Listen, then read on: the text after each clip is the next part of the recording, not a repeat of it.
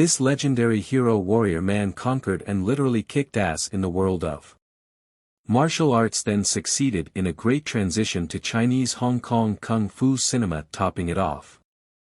With a magnificent career in the land of Hollywood, Jet Li is 5 foot 6 inches of pure badass.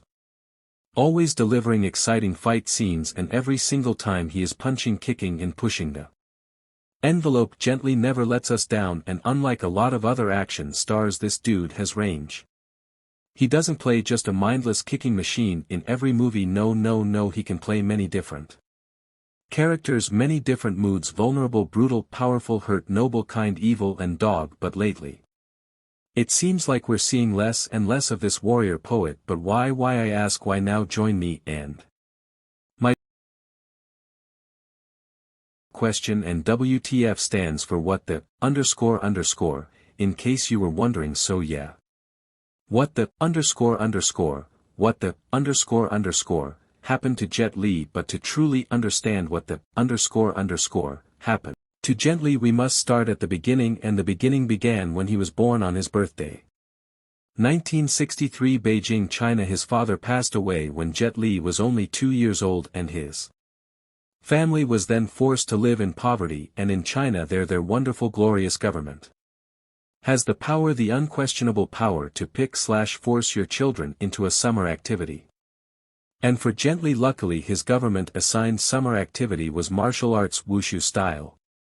If you care about styles, Li was a natural and quickly joined the Beijing wushu team. By the age of 11, Li was competing against adults and beating them. He became a national all-around champion, and this was around the time when Bruce Lee had just passed away. So of course the Chinese movie industry was on a desperate search for the next Bruce Lee, and there was a hot-shot fat cat movie producer who saw young Jet Li fighting and asked the young boy if he wanted to be an action star when he grew up, and with an enthusiastic yes from young Jet Li, that producer came and watched young Jet Li fight every year until he was old enough to take on the Chinese movie industry, which I don't think you're ever old enough to take on that. The Beijing wushu team even came to America as a goodwill friendship mission and performed in front of everybody's favorite president, Richard Milhous Nixon, who asked young Jet Li to be his personal bodyguard. Some say he was joking, but Nixon wouldn't joke about that. But young Jet Li quickly responded with a respectful no thank you, saying that when he grows up he does not want to protect just one individual, he wants to defend his 1 billion Chinese countrymen. And this answer pleasantly surprised the crowd, and even Henry Kissinger called young Jet Li a great diplomat. There was also a rumor that Nixon had bugged the hotel rooms of the Beijing wushu team and were spying on them, cause China, and to test this rumor, young Jet Li would talk to himself and ask the secret hidden microphones for things like ice cream, and wouldn't you know it, the next day mysterious ice cream had arrived, delicious Nixon flavored ice cream. I opened the door, anything I asked on the table. I thought, wow, that's true, it's fun. The acclaim that Li garnered as a master of martial arts led perfectly into starring roles in the Chinese/Hong Kong film scene, and there he was given the nickname Jet because he's so fast like a jet, and his birth name was too hard to pronounce. Jet Li came out of the gate strong, playing a monk in the groundbreaking kung fu film Shaolin Temple in 1982. Jet Li was only 17 years old. This film was the first kung fu movie to be shot in mainland China and sold over 300 million tickets, making it one of China's highest-grossing films adjusted for inflation. The film Shaolin Temple is credited with reviving the actual Shaolin Temple, making it a popular tourist spot. And the film spawned 2 in-name-only sequels that weren't as well received, Kids from Shaolin and Martial Arts of Shaolin, in 1986.